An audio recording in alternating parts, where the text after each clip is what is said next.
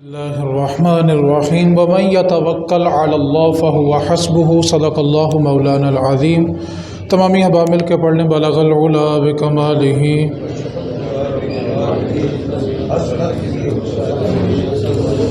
اللہ رب العزت نے قرآن مجید میں ارشاد فرمایا کہ جو اپنے رب پہ بھروسہ کرتا ہے پھر اللہ بھی اس کے لیے کافی ہے۔ شرط یہ ہے کہ بندہ اپنے رب پہ بھروسہ کرے۔ جب بندہ اپنے رب پہ بھروسہ کر لیتا ہے پھر رب اس کے لیے کافی ہو جاتا ہے۔ حضرت شبلی کے پاس ایک شخص آیا، اس نے آ کے کہا کہ حضور میری اولاد کثیر ہے اور میرے وسائل تھوڑے ہیں، اولاد زیادہ ہے، مہنگائی ہے اور میرے وسائل تھوڑے ہیں، آمدن میری کم ہے۔ جس معاشرے سے ہم گزر رہے ہیں یہی رونا اس نے بھی سنایا۔ اس نے کہا کہ میری اولاد زیادہ ہے لیکن میرے وسائل کم ہیں، بتائیں میں کیا کروں؟ تو آپ فرمانے لگے اپنے گھر واپس جا اور اپنے بچوں میں سے جس کا رزق اللہ کے ذمے نہیں ہے اس کو گھر سے نکال دے، اور جس کا رزق اللہ کے ذمے ہے تو اس کو اپنے گھر میں رکھ، اللہ کی ذات پہ بھروسہ کر، رب اس کو بھی رزق عطا فرمائے گا۔ ہمارے لیے المیہ یہ ہے کہ ہم اپنے رب پہ بھروسہ نہیں کرتے، توکل نہیں کرتے۔ اس کی سادہ سی مثال بھلا کیا ہے، ہمارا کسی سے جھگڑا ہو جائے تو ہم کہتے ہیں تینوں پتہ نہیں میں کون ہوں۔ ہم عہدے پہ ناز کرتے ہیں، پیسے پہ بھروسہ کرتے ہیں، سیٹ پہ بھروسہ کرتے ہیں۔ یہ جو کرسی ہے نا، میرے والی نہیں، ویسے مثال دے رہا ہوں۔ اس کے علاوہ جو کرسی ہے جس طرف میں اشارہ کرنا چاہ رہا ہوں، یہ کرسی کا نا ایک نشہ ہوتا ہے، اور یہ نشہ جو ہے وہ بندے کی عقل کو نہ ختم کر دیتا ہے۔ حالانکہ ذہن میں رکھنا چاہیے کہ اس کرسی سے تجھ سے پہلے بھی کوئی بیٹھا تھا اور اس کرسی پر تیرے بعد بھی کوئی بیٹھے گا، اور جو سلوٹ کرتے ہیں نا گرفتار کرنے بھی وہی آتے ہیں۔ یہ نشہ نہیں اتر رہا، اصل مسئلہ بس اتنا سا ہے۔ جب نشہ اتر جاتا ہے تو پھر بندہ مخلوق کی خدمت میں لگ جاتا ہے۔ اور اللہ کی ذات پہ توکل، بھروسہ کیسا ہونا چاہیے؟ نبی پاک صلی اللہ علیہ وسلم ایک سفر پہ روانہ تھے، رستے میں تھکاوٹ محسوس کی تو ایک جگہ پہ اوپر آرام کرنے کا ارادہ فرمایا اور صحابہ سے کہا کہ کچھ دیر آرام کر لیتے ہیں پھر اگلے سفر پہ روانہ ہوں گے۔ اب نبی پاک صلی اللہ علیہ وسلم نے ایک درخت کے نیچے قیام فرمایا، اور نبی پاک صلی اللہ علیہ وسلم کے ہاتھ میں نا ہر وقت ایک تلوار ہوتی تھی۔ اب حضور نے درخت کی ایک ٹہنی پکڑی اور اس کے اندر اپنی تلوار لٹکا دی، جو دستہ ہوتا ہے جس کے اندر ہاتھ ڈالتے ہیں وہ لٹکا دی ٹہنی کے ساتھ، اور خود درخت کے نیچے آرام فرمایا۔ اور رسول کریم صلی اللہ علیہ وسلم کا فرمان ہے جامع ترمذی کے اندر، رسول کریم صلی اللہ علیہ وسلم نے ارشاد فرمایا میری آنکھیں سوتی ہیں، میرا دل جاگ رہا ہوتا ہے۔ اسی لیے نبی جب سو جائے تو اس کا وضو نہیں ٹوٹتا۔ نبی کی ایک خاصیت یہ بھی ہوتی ہے، اس کے علاوہ کوئی بندہ بھی ہو، صحابی ہو، تابعی ہو، تبع تابعی ہو، ولی ہو، ہر کسی کا سونے سے وضو ٹوٹ جاتا ہے، لیکن نبی کی یہ شان ہوتی ہے نبی سو بھی جائے تو وضو برقرار رہتا ہے۔ اب وہ نبی پاک نے تلوار لٹکائی اور اسی درخت کے نیچے آرام فرمایا تو ایک بندہ ہے، اس کا نام تھا غوث بن حارث۔ سیٹ کا نشہ ہوتا ہے نا، عہدے کا نشہ ہوتا ہے، طاقت کا نشہ ہوتا ہے، اور اگر اللہ معاف کرے ہمارے ہاتھ کوئی پھنس جائے تو پھر جو ہمارا لہجہ ہوتا ہے فرعونیت سے بھرا ہوا، اللہ تعالیٰ اس سے پناہ دے۔ اب اس نے کیا کیا، نبی پاک کی تلوار نکالی اور نبی پاک کی طرف ہی سیدھی کر دی۔ اب نبی پاک کی آنکھ کھلی تو اس نے بڑے غرور اور بڑے تکبر سے کہا، لیکن جانتا نہیں تھا کیا کس سے رہا ہے۔ کہنے لگا بتاؤ بھی اب تم میں کون مجھ سے بچائے گا؟ اب تلوار میرے ہاتھ میں ہے، تم نیچے ہو، میں اوپر ہوں، تلوار میرے پاس ہے، طاقت میرے پاس ہے، اب بتاؤ تمہیں کون بچائے گا؟ تو میرے رسول کریم صلی اللہ علیہ وسلم نے بغیر تردد کے، ایک لمحہ انتظار کیے بغیر فرمایا میرا رب مجھے بچائے گا۔ تو صوفیاء فرماتے ہیں توکل یہ ہوتا ہے کہ بندے کے دائیں طرف سانپ ہو اور بائیں طرف درندے ہوں، اور پھر بھی اس کے بدن کے اندر حرکت پیدا نہ ہو، اس کو یقین ہو کہ موت آئی ہے تو نقصان ہوگا ورنہ کچھ بھی نہیں ہونا۔ اس چیز کا نام توکل ہے۔ لیکن ہمارے ہاں جو توکل ہے نا وہ چیزوں پہ، عہدوں پہ، پیسوں پہ، رشتوں پہ زیادہ ہو گیا۔ اپنے اپنے دل پہ ہاتھ رکھ کے بتائیں، اپنے اپنے دل پہ ہاتھ رکھ کے ہم اپنے خاندان پہ زیادہ اتراتے ہیں کہ رب کے نام پہ؟ ہمیں کس چیز کا زیادہ مان ہے؟ اگر کسی کو مان رب کا ہوتا نا تو آج کوئی بندہ دوسرے کو یہ نہ کہتا تو جانتا نہیں میں کون ہوں، بلکہ وہ جملہ یہ بولتا کہ خدا کے خوف سے ڈر جا۔ وہ دوسرے کو رب کا ڈراوا دیتا، لیکن ہم ڈراوا دیتے ہیں اپنے عہدے کا، اپنے خاندان کا، اپنے پیسے کا، اپنی طاقت کا۔ حالانکہ ایک بات کو یاد رکھیں، جس کا ہم ڈراوا دے رہے ہیں وہ سب کچھ فانی ہے۔ وَيَبْقَى وَجْهُ رَبِّكَ ذُو الْجَلَالِ وَالْإِكْرَامِ، اور باقی صرف وہی ذات باقی رہے گی۔ تو اللہ کی ذات پہ بھروسہ کرنا سیکھیں۔ نبی پاک صلی اللہ علیہ وسلم نے فرمایا جب حج کے دن آئے نا تو میں حج کے لیے روانہ ہوا تو اللہ تعالیٰ نے مجھے گزشتہ ساری امتیں دکھائی، جتنی بھی امتیں گزر چکی تھی اللہ نے مجھے ساری دکھائی، اور اس میں ایک میری امت بھی تھی۔ اور اللہ تعالیٰ نے میری امت کی طرف حکم فرمایا کہ اے محبوب تیری اس امت کے اندر 70,000 بندے ایسے ہیں جن کا میں نے قیامت والے دن حساب نہیں لینا، بغیر حساب کے جنت عطا فرمانا۔ اب نبی پاک نے اس حدیث کے اندر آگے نشانیاں بتائی ہیں کہ وہ کون سے لوگ ہوں گے جو اللہ تعالیٰ بغیر حساب کے جنت میں داخل فرمائے گا۔ ان لوگوں کی سب سے پہلی نشانی یہ ہے کہ وہ جاڑ پھونک نہیں کرتے۔ دم کروانا اور ہے، اللہ کا نام لینا، قرآن پڑھ کے دم کروانا اور ہے۔ یہ جاڑ پھونک وہ ہے جو لوگ عملیات کے ذریعے کرنا چاہتے ہیں، لوگ اپنا آپ دکھانا چاہتے ہیں۔ اس کی ایک بڑی تفصیل ہے، موضوع کسی اور طرف چلا جائے گا۔ دوسری نشانی نبی پاک صلی اللہ علیہ وسلم نے فرمایا کہ وہ فال نہیں نکالتے۔ آج تو ہماری توہم پرستی کی انتہا یہ ہوگی، کرکٹ میچ ہو تو طوطوں سے پوچھ رہا تھا کنے جیتنا ہے، طوطے ہمیں بتاتے ہیں کہ کون جیتے گا۔ ہماری جہالت کی انتہا یہ ہوگی۔ حالانکہ یہ طوطوں سے فال نکالنا نا یہ زمانے جاہلیت کا کام تھا۔ زمانے جاہلیت میں نا لوگ پرندہ پکڑتے تھے نبی پاک کی آمد سے پہلے اور اس کو ہوا میں چھوڑتے تھے۔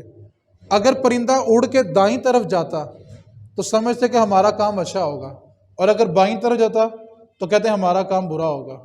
تو یہ طوطوں سے معلومات لینا یہ زمانے جاہلیت کی عادتیں ہیں، یہ مسلمانوں کا شعار نہیں ہے۔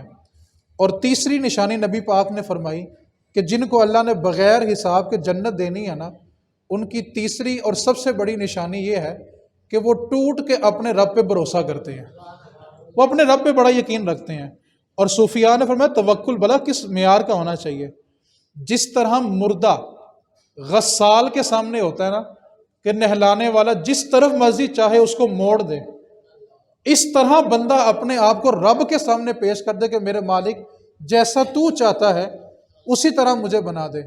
اور صوفیاء نے جو جملہ لکھا نا توکل کے بارے میں وہ بڑا توجہ طلب ہے۔ آج کی جو پریشانیاں نا گھر کی، حالات کی، مالی وسوسے جو ہیں، ان کی بڑی بہترین تفسیر کیا صوفیاء نے۔ صوفیاء فرماتے ہیں پہلی بات تو تم یہ بتاؤ، توکل اس چیز کا نام ہے کہ تمہیں یقین ہو کہ جس نے میرے حالات ٹھیک کرنے ہیں نا وہ جانتا ہے۔ آپ کا پہلے یہ بھروسہ دو کہ جس نے حالات ٹھیک کرنے ہیں وہ جانتا ہے، وہ دیکھ رہا ہے کہ اس نے میرے حالات کب ٹھیک کرنے ہیں۔ داتا صاحب نے نا کشف المحجوب کے اندر ایک بات لکھی ہے کہ ایک بندہ تھا، وہ نا دریا کی لہروں میں ڈوب رہا تھا، تو قریب سے ایک بندہ گزرا، اس نے اسے کہا کہ تو بچنا چاہتا ہے؟ کہتا نہیں۔ کہتا ڈوب کے مرنا؟ کہتا نہیں۔ کہتے تو بڑا عجیب بندہ، نہ مرنا چاہتا ہے نہ بچنا چاہتا، چاہتا کیا ہے؟ تو اس نے کہا جو میرا خدا چاہتا ہے، میں وہ چاہتا ہوں جو میرا خدا چاہتا ہے۔ ہم اپنے آپ کو رب کے سامنے پیش ہی نہیں کرتے، ہم کہتے ہیں کہ ہم کوشش کر رہے ہیں۔ شیخ سعدی فرماتے ہیں کہ بندہ کہتا ہے کہ میں نے کوشش کی، میں نے محنت کی، یہ میری محنت کی کمائی ہے۔ ایک بات کو یاد رکھیں، اگر رزق اعمال دیکھ کے ملتا، رزق اعمال دیکھ کر ملتا کہ جو جتنا نیک ہوگا اس کو اتنا رزق ملے گا، تو شاید پھر ہم جیسوں نکموں کو ایک لقمہ بھی نہ ملتا۔ ہم اپنے اندر اتر کے تو دیکھیں، اگر اعمال کا معیار ہوتا کہ رزق اعمال دیکھ کے دوں گا تو پھر تو ہم جیسوں کے پاس کچھ بھی نہ ہوتا۔ رزق ملتا ہے اللہ کی عطا سے۔ جیسے ایک بندہ صبح سارا دن مزدوری کرتا ہے، اب سارا دن محنت اس نے کی ہے، مشقت اس نے کی ہے، لیکن جب رات کو اس کو اجرت ملی اور وہ گھر کی طرف پلٹ رہا تھا تو رستے میں اس کے جو اجرت کے پیسے تھے اگر وہ چوری ہو جائیں تو بتائیں اس کو محنت کا رزق ملا، اس نے کھایا؟ تو رزق کس کی عطا سے ملتا ہے؟ رزق محنت سے نہیں ملتا، یہ اس کی عطا سے ملتا ہے۔ ورنہ بندہ ساری زندگی کماتا ہے اور بڑے بڑے گوداموں میں ایک شارٹ سرکٹ ہوتا ہے، اور صبح کو جو کروڑ پتی ہوتے ہیں رات کو بیکاری بنے ہوتے ہیں۔ رزق صرف اور صرف اللہ کی عطا ہے. ہم اس چیز پہ یقین نہیں کرتے.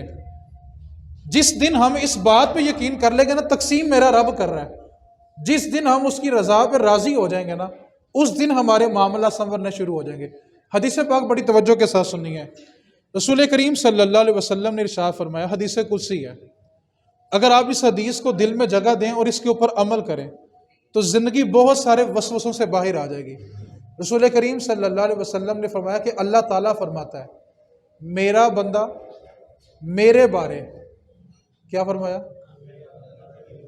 تھوڑا آہستہ بولیں، کچھ نہیں ہوتا. میرا بندہ میرے بارے جیسا سوچتا ہے میں رب اس کو ویسا ہی ملتا ہوں. اب ہم دیکھیں کہ ہم رب کے بارے سوچتے کیا ہے. حدیث پاک ہے بڑی توجہ طلب. ایک بندہ تھا، اس کا آخری وقت آیا تو اس نے اپنے بیٹوں کو بلایا اور کہا کہ جب میں مر جاؤں تو میری میت کو جلانا اور اس کی جو راکھ ہوگی نا وہ بھی اڑا دینا، یہ میری تمہیں وصیت ہے. اس کا وقت نزاع آیا، آخری وقت آیا، روح قبض ہوئی. بیٹوں نے وصیت پہ عمل کیا، اپنے باپ کو جلا دیا، اس کی راکھ جو تھی وہ بھی خاک میں اڑا دی. میرے رسول کریم صلی اللہ علیہ وسلم یہ حدیث صحابہ کو سنا رہے ہیں، واقعہ صحابہ کو سنا رہے ہیں. فرمایا صحابہ جب قیامت کا دن ہوگا نا اللہ اس بندے کو اپنے کٹہرے میں کھڑا کرے گا اور فرمائے گا بتا تو نے یہ وصیت کی کیوں تھی کہ جب میں دنیا سے چلا جاؤں تو مجھے جلانا اور میری راکھ بھی خاک میں اڑا دینا، تم نے یہ وصیت کی کیوں تھی؟ تو وہ بندہ نا کانپتا ہوا ایک جملہ بولے گا، اللہ صرف اور صرف تیرے ڈر کی وجہ سے کی تھی کہ اگر میں بچ گیا تیرے سامنے کس منہ سے حاضر ہوں گا، اگر تیری بارگاہ میں تیرا سامنا ہوا تو اعمال کا حساب کیسے دوں گا. اللہ یقین کر صرف تیرے ہی خوف تھا اور تجھی سے ڈر کے میں نے یہ وصیت کی تھی کہ میری راکھ بھی اڑا دینا. اللہ فرمائے گا تو نے میرے بارے میں ایسا گمان رکھا، تو مجھ سے اتنا ڈرتا تھا، میں بھی رب ہوں، میں بھی کریم ہوں، آپ ہی تیرے سارے گناہ معاف کیے تو جنت بھی عطا فرما دیں گے. اللہ فرما رہا ہے میرا بندہ میرے بارے جیسا گمان کرے گا میں اس کو. اب آپ نے تصور کرنا ہے ہمارا گمان رب کے بارے کیسا ہے، ہم اپنے رب کے بارے کیا سوچتے ہیں. نقطہ یہ ہے کہ ہم اپنے عہدے پہ زیادہ گمنڈ کرتے ہیں، پیسے پہ کرتے ہیں، رشتوں پہ کرتے ہیں، یا بھروسہ اللہ پہ کرتے ہیں. ہم جب مشکل میں ہوتے ہیں تو سر سجدے میں رکھتے ہیں کہ لوگوں کو ٹیلی فون کرتے ہیں. یہ فیصلہ ہم نے کرنا، ہم بھروسہ کس پہ کر رہے ہیں. ہمیں مشکل آ جائے تو سر سجدے میں جاتا ہے کہ لوگوں کو ٹیلی فون جاتے ہیں. یہ فیصلہ ہم نے کرنا ہے. وہ ایک بابا جی کے پاس ایک شخص آیا تھا نا، توکل بڑی چیز ہے. یہ واقعہ سنانے کا مقصد یہ نہیں ہے کہ شہر سے باہر کمانے کے لیے جانا جائز نہیں، ایسا بالکل نہیں ہے. بیرون ملک جانا بھی جائز ہے، جیسے میرے نبی پاک تجارت کے لیے مکے سے باہر، سعودیہ سے باہر جایا کرتے تھے. توکل کیا ہے بزرگوں نے ایک جملے میں سمجھایا. ان کے پاس نا ایک شخص ہے، اس نے کہا حضور دعا کرے میں فلاں ملک نہ کمائی کرنے کے لیے جا رہا ہوں، تو آپ میرے لیے دعا کر دیں کہ اللہ تعالیٰ میرے لیے نا سبب بنا دے. وہ بندہ نا اپنے شہر میں کام کاج نہیں کرتا تھا، کام چور تھا، اور دعا یہ کروانے آیا کہ حضور دعا کریں کہ میں فلاں ملک جا رہا ہوں، میرے لیے روزگار کے دروازے کھول جائے. تو بزرگوں نے فرمایا کہ اس ملک کا جو خدا ہے نا، اس ملک کا جو خدا ہے اس سے جا کے میرا بھی سلام کہنا. تو وہ نوجوان کہنے لگا حضور کیا اس ملک کا خدا اور اس ملک کا خدا جدا ہے؟ فرمایا جب خدا ایک ہے، دینے والا ایک ہے، تو یہاں بیٹھ کے محنت کر، رب تیرے لیے دروازے یہیں پہ کھول دے گا. اللہ کی ذات پہ بھروسہ تو کرو، اللہ کے نام میں شفا ہے. مسئلہ یہ ہے کہ ہم اس کا نام پکارتے نہیں، ہم اس کو یاد نہیں کرتے. بلے شاہ نے ایک جملے کے اندر اس سارے فلسفے کو بیان کیا ہے. بلے شاہ نے جملہ تھوڑا سخت بولا لیکن سمجھانے والا انداز بڑا کمال ہے. بلے شاہ نے جو لوگ در بدر کی ٹھوکریں کھاتے ہیں، در بدر مانگتے ہیں، ان کے لیے ایک جملہ بولا. بلے شاہ فرماتے ہیں تو اے باغی کتا تیری در در در در ہوئے، تو اے باغی کتا تیری در در در در ہوئے، ایک کو در ہو کے بیجا کانو در در ہوئے. ایک در پہ بیٹھ تو صحیح، رب سے مانگتے اس کا نام پکار سو تھی. اور رب کی ذات تو پھر ذات ہے، اس کے نام میں بڑی شفا ہے. وہ بو علی سینا ایک سائنسدان گزرا ہے، بڑی توجہ سے بات سننی ہے. رب کی ذات تو پھر ذات ہے نا، اس کے نام میں بڑی شفا ہے، اس کے نام کی بڑی تاثیر ہے. ہم اس کا نام لیتے نہیں ہیں. میرا سوال آپ سے کہ ہم سارا دن میں کتنی بار اپنے رب کا نام لیتے ہیں، کتنی بار اس کو یاد کرتے ہیں، کتنی بار اس پہ توکل کرتے ہیں. ہمارا بھروسہ ہی نہیں ہے اللہ کی ذات پہ۔ ابو علی سینا بہت بڑا ایک سائنسدان گزرا ہے، اور وہ کبھی کبھی نا ابو الحسن خرقانی کی بارگاہ میں آ کے بیٹھا کرتا تھا۔ یہ جو پیروں کے مرید ہیں ان کے لیے بڑی خاص وظیفے کی بات ہے کہ جب اللہ کا ذکر ہوتا ہے اس کی تاثیر کتنی ہوتی ہے، اس کا مزہ کتنا ہے، اس کی چاشنی کتنی ہے۔ وہ ابو علی سینا آ کے بیٹھا کرتا تھا ابو الحسن خرقانی کی بارگاہ میں۔ تو ایک دن نا ابو الحسن خرقانی نا اپنے شاگردوں کو، مریدوں کو سمجھا رہے تھے، سمجھا یہ رہے تھے کہ یار اللہ کی ذات تو بہت بڑی ہے، تم اس کا نام بھی سچے نیت سے لوگے نا پھر بھی کرم ہوگا، تم اس کو پکارو گے بھی خلوص سے پھر بھی کرم ہوگا، اس کے نام میں بڑی برکتیں ہیں، ذات تو پھر ذات ہے نا، اس کے نام کی بڑی تاثیر ہے۔ تو ابو علی سینا جو تھا وہ سائنسدان عقل سے سوچتا ہے، تجربے سے دیکھتا ہے، مشاہدے سے دیکھتا ہے۔ ابو علی سینا کہنے لگا چلو ٹھیک ہے، اللہ کی ذات کے پاس تو قدرت ہے، اللہ کے ذات میں تو طاقت ہے، اس کے نام میں کون سی طاقت ہوگی جی، اس کے نام کی کیا تاثیر ہوگی جی۔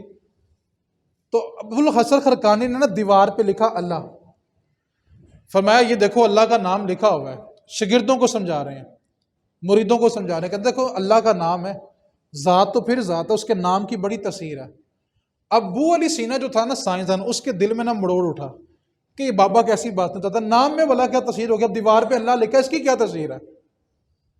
تو ابو علی سینا نے جب دل میں یہ وسوسہ پیدا کیا نا کہ اللہ کے نام میں کیا تاثیر ہے، تو ابو الحسن خرقانی رحمۃ اللہ علیہ آپ متوجہ ہوئے ابو علی سینا کی طرف اور فرمایا ابو علی سینا تو بھی گدھا ہی ہے، ابو علی سینا تو بھی گدھا ہے۔ اب اتنا بڑا سائنسدان، یہاں تو کسی بڑی کلاس کے شاگرد کو کچھ کہہ دو چھوٹے بچوں کے سامنے تو ہفتہ ہفتہ اس کا موڈ ہی سیٹ نہیں ہوتا کہ سب کے سامنے میری انسلٹ کر دی ہے۔ اب وہ سائنسدان وقت میں اس کا نام تھا، اس نے کہا کہ مجھے انہوں نے گدھا کہہ دیا، اس کا رنگ پیلا، کبھی لال، کبھی آنکھیں لال، کبھی آنکھیں پیلی، اس کی رنگت تبدیل ہونا شروع ہو گیا۔ اب اس کو غصہ بھی ہے، بابے کو کہوں تو کہوں کیا، اس نے سارے مجمع کے سامنے مجھے گدھا کہہ دیا۔ جب اس کا اچھی طرح رنگ بدل گیا، سرخ ہوا، کبھی زرد ہوا، پھر سرخ ہوا، پھر زرد ہوا، جب اچھی طرح رنگت بدلی نا تو فرمایا ابو علی سینا سن تو صحیح، توجہ تو کر، او بھائی توجہ کر، دیکھ گدھے کے نام میں کتنی تاثیر ہے، تیری رنگت بدل گئی ہے، وہ گدھے کے نام کی تاثیر یہ ہے تو سوچ جو تمام جہانوں کا پالنے والا اس کے نام میں کتنی تاثیر ہو گئی ہے۔ وہ بھائی ذات تو ذات ہے، اس کا نام تو پکارو، اس کو بلاؤ تو صحیح۔ اللہ ہماری طرف متوجہ، ہم اس کی طرف نہیں ہو رہے۔ میں نے گزشتہ نشست میں ایک جملہ بولا تھا، شیخ سعدی نے اس کو لکھا ہے کہ ایک دن نا میں بازار سے گزر رہا تھا کہ ایک فقیر تھا، وہ بازار میں بیٹھ کے نا پتھروں کے ساتھ کھیل رہا تھا۔ تو گزرنے والے نے پوچھا بابا کیا کر رہے ہو؟ کہا جی یہ بندے جو بازار میں چل پھر رہے ہیں نا، ان کی اور رب کی صلح کروا رہا ہوں۔ کہا پھر کیا بنا؟ کہا رب تو مان رہا ہے، یہ جو بازار میں بندے چہل پہل کر رہے ہیں نا یہ نہیں مان رہے، یہ اپنی دنیا میں گم ہے، اپنے نشے میں گم ہے، اپنے کام کاج میں گم ہے، یہ نہیں مان رہے، رب مان رہا ہے۔ شیخ سعدی کہتے ہیں کچھ دن بعد میرا دوبارہ گزرنا ایک قبرستان سے ہوا، تو وہی بابا نا قبرستان میں بیٹھ کے پتھروں کے ساتھ کھیل رہا تھا۔ میں نے کہا بابا آج قبرستان میں آ گئے ہو؟ کہا آج بھی بندوں کی اور رب کی صلح کروا رہا ہوں۔ کہا کیا بنا؟ کہا آج بندے تو مان رہے ہیں، آج رب نہیں مان رہا۔ تب طاقت تھی، جوانی تھی، وقت تھا، سبھی کچھ تھا، تب رب کی بارگاہ میں سر نہیں جھکایا۔ اس واسطے یہ جو حالات ہیں، اللہ تعالیٰ ان حکمرانوں کو عقل سلیم دے، اللہ ان کو ہدایت دے دے۔ ہم ان کے لیے ہدایت کی دعا کر سکتے ہیں۔ غریب بندہ یقین کریں صرف خودکشی باقی رہ گئی اور اس کے پلے کچھ نہیں رہا۔ اللہ سب کے ایمان سلامت رکھے۔ یہ وہ موقع ہوتے ہیں جن پہ ایمان بچانا بڑا مشکل ہوتا ہے، اور جو یہاں ایمان بچا دے پھر درجے درجے ہیں۔ تو ایمان کیسے بچے گا؟ سادہ سا نسخہ یاد رکھیں، اپنے رب کو یاد کرنا شروع کر دے، اس کو پکارے تو صحیح۔ آپ مجھے ایک بات بتائیں، ایک جملہ بولنے لگا ہوں، اگر آپ سمجھ جائیں، آپ ماشاءاللہ دفتروں میں گلی چوراہوں پہ بیٹھنے والے لوگ ہیں، تھوڑی سی توجہ چاہتا ہوں، ایک جملہ ہے اسی میں ساری گفتگو کا نچوڑ ہے۔